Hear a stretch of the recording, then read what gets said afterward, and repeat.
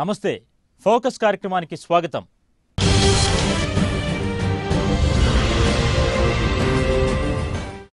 తండ్రి ఒక పార్టీ, కొడుకు ఒక పార్టీ, బావ ఒక పార్టీ, బావమరిది మరో పార్టీ, అన్న ఒక పార్టీ, తమ్ముడు మరో పార్టీ. ఇది ఇండియాలో రాజకీయ పరిస్థితి. ఆంధ్రప్రదేశ్లో కుటుంబ సభ్యులే రాష్ట్ర రాజకీయాలను ప్రభావితం చేసిన సందర్భాలు ఎన్నెన్నో. తాజాగా కడప జిల్లాలో వైఎస్ రాజశేఖర రెడ్డి కుటుంబ సభ్యులు వ్యవహరించిన తీరు తెలిసిందే. రాజశేఖర రెడ్డి సతీమణి వైఎస్ విజయమ్మపై స్వయానా మరిది వైఎస్ వివేకానందరెడ్డి పోటీ చేశారు. గతంలో అనంతపురం జిల్లాలో నీలం సంజీవరెడ్డి, నీలం రాజశేఖర రెడ్డి, తరిమెల నాగిరెడ్డి 3 పార్టీల్లో ప్రముఖ నాయకులుగా చలామణి అయ్యారు.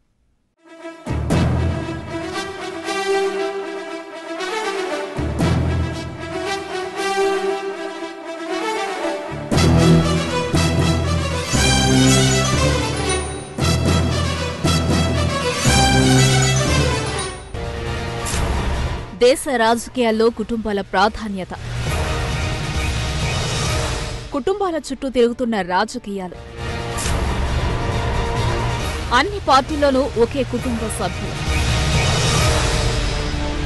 వారసత్వంగా కుటుంబ రాజకీయాలు, బంధువుల ప్రయోజనాలు దెబ్బతినకుండా జాగ్రత్తలు, కుటుంబ ఆస్తులు పంచుకున్నట్లే రాజకీయాల పంపకం, ప్రజాస్వామ్యంలోనూ తప్పని వారసత్వ రాజకీయాలు, ప్రాంతీయ జాతీయ పార్టీల్లోనూ ఈ వైరస్. నీలం రాజశేఖర రెడ్డి కమ్యూనిస్టు పార్టీలో కీలక పాత్ర వహిస్తే తరిమెల నాగిరెడ్డి అతివాద రాజకీయాల వైపు మొగ్గు చూపేవారు. నీలం సంజీవ్ రెడ్డి కాంగ్రెస్లో వహించిన కీలక పాత్ర గురించి అందరికీ తెలిసిందే. నీలం సంజీవ్ రెడ్డి, నీలం రాజశేఖర రెడ్డి స్వయానా అన్నదమ్ములు. తరిమెల నాగిరెడ్డి వీరికి బావమరిది వరుస. రాష్ట్ర రాజకీయాల గురించి ఇలాంటి ఉదాహరణలు ఎన్నైనా ఇవ్వచ్చు. ప్రతి జిల్లాలోనూ ఒకే కుటుంబానికి చెందిన ఒకే రాజకీయ పార్టీలో గాని, వివిధ రాజకీయ పార్టీల్లో గాని కీలక పాత్ర వహించడం తెలిసిందే. ఒక్కోసారి ఒకరిపై ఒకరు తలపడితే పలు సందర్భాల్లో ఒకరికి ఒకరు రాజకీయంగా ఎదగడానికి పరోక్షంగా రాజకీయ సహాయ సహకారాలు అందించేవారు. ఇలాంటి ఉదాహరణలు జాతీయ స్థాయిలో కూడా ఎన్నో చెప్పొచ్చు.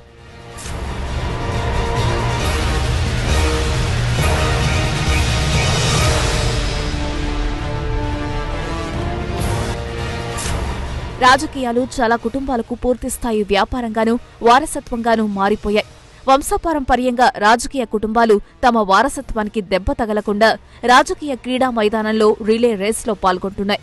ఒకరిని ఒకరు దెబ్బతీసే విధంగా వీరు వ్యవహరించడం చాలా అరుదు. కుటుంబ సభ్యులు, బంధువులు ఏ రాజకీయ పార్టీలో ఉన్నా వారు తమ కుటుంబ ప్రయోజనాలు దెబ్బతినకుండా జాగ్రత్త వహిస్తున్నారని నిస్సందేహంగా చెప్పవచ్చు.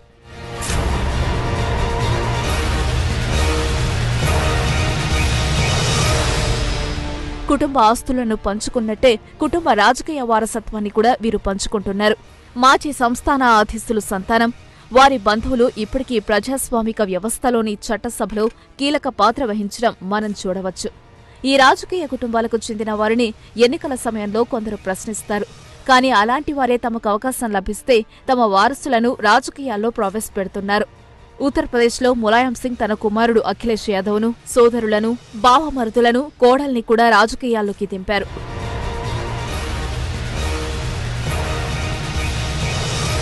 ప్రాంతీయ పార్టీలో ఈ బంధుత్వ రాజకీయాలు ఎక్కువగా ఉంటున్నాయి. జాతీయ పార్టీల్లో కూడా ఈ పద్ధతి లేకపోలేదు.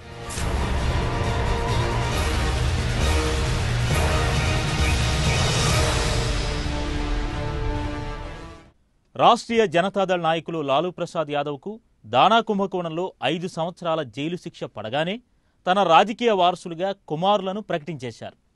అంతకుముందు ముఖ్యమంత్రిగా ఉండగా శిక్ష పడినప్పుడు భార్య రబ్రీదేవిని ముఖ్యమంత్రిని చేసిన లాలూ ఇప్పుడు కుమారులను రాజకీయ వారసులుగా ప్రకటించారు. ఆయన కుమార్తె మేసా కూడా రాజకీయాల్లో ప్రవేశించడానికి ఆసక్తి చూపుతున్నారు. ఈ పార్టీకి రానున్న పార్లమెంట్ ఎన్నికల్లో 14 సీట్ల వరకు వస్తాయని సర్వేలు తెలియజేస్తున్నాయి. రానున్న సంకీర్ణ ప్రభుత్వంలో ఇలాంటి కుటుంబ రాజకీయ పార్టీలు కూడా కీలక పాత్ర వహిస్తాయనడంలో సందేహం లేదు. బంధువులపై పోటీ చాలా అరుదు. బంధువుల ప్రయోజనాలు కాపాడే దిశగా కృషి. రాజకీయ శత్రుత్వం కంటే రక్త సంబంధానికే ప్రాధాన్యత. దేశమంతటా ఇదే కనిపించని బంధం. 2014 ఎన్నికలకు పార్టీ శ్రేణులు సిద్ధమవుతున్న తరుణంలో కుటుంబ రాజకీయాల గురించి మళ్లీ విమర్శలు చెలరేగడం తప్పదు. సంజయ్, మేనకా గాంధీ కుమారుడైన వరుణ్ గాంధీ భారతీయ జనతా పార్టీ తరపున ఎన్నికల బరిలో దిగుతున్నారు. ఈయన తన సమీప బంధువులైన రాహుల్ గాంధీ, ప్రియాంక గాంధీ, సోనియా గాంధీలతో ఉత్తరప్రదేశ్లో పోటీ చేయబోరని చెప్పవచ్చు.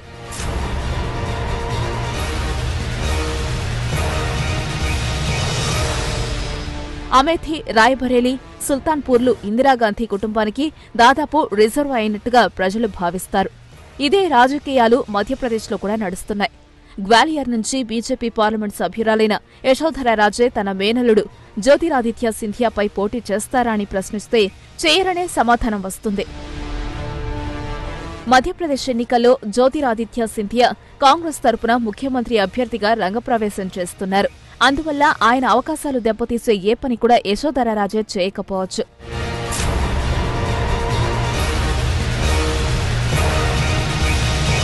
రాజకీయ శత్రుత్వం కంటే రక్త సంబంధం, బంధుత్వం బలమైన పాత్ర వహిస్తున్నాయి.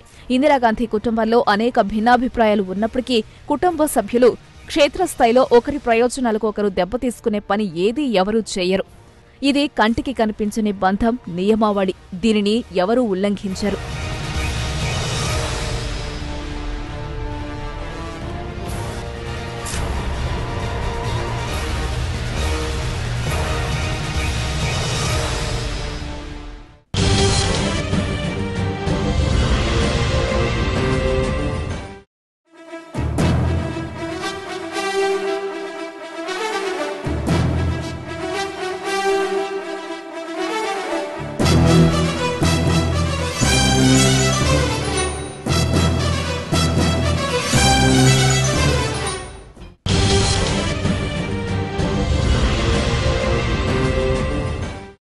సింధియాలు కూడా తమ ఆస్తుల కోసం, వాటిలో వాటాల కోసం సుదీర్ఘంగా న్యాయ పోరాటం చేసినవారే. అయినప్పటికీ వారు ఒకరి రాజకీయ ప్రయోజనాలను మరొకరు దెబ్బతీయకుండా జాగ్రత్త వహిస్తున్నారు. అలా కాకుండా మొండిగా వ్యవహరిస్తే కుటుంబ సభ్యులు, సాటి కులస్తులు వీరిని తక్కువ చేసే ప్రమాదం ఉందని వారికి బాగా తెలుసు. బంధుత్వాలు దెబ్బతినకుండా రాజకీయాలు. తల్లి బీజేపీ, కుమారుడు కాంగ్రెస్. సింధియా విజయానికి రాజమాత సహాయం. రాజకీయ వారసత్వానికి, బంధుత్వాలకు మధ్య ఘర్షణ రాకుండా ఎవరికి వారు జాగ్రత్త పడతారు. 1996 లోక్సభ ఎన్నికల్లో భారతీయ జనతా పార్టీ ఉపాధ్యక్షురాలు విజయరాజ సింధియా మాధవరావు సింధియాను కాంగ్రెస్ పార్టీ అభ్యర్థిగా బలపరచడానికి ఇష్టపడ్డారు. మాధవరావు సింధియా 20 సంవత్సరాల పాటు ఆమెను, ఆమె పార్టీని ఖాతరు చేయకపోయినా మాధవరావు ఎన్నికల్లో విజయం సాధించాలనే ఆమె కోరుకున్నారు.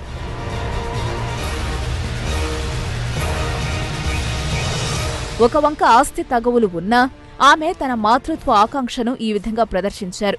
హవాలా కేసులో తనను ఇరికించడానికి ప్రయత్నించిన అప్పటి ప్రధాని పివి నరసింహారావు వైఖరికి నిరసనగా మాధవరావు సింధియా కాంగ్రెస్ పార్టీ నుంచి బయటకొచ్చి కొత్త పార్టీని ప్రారంభించారు.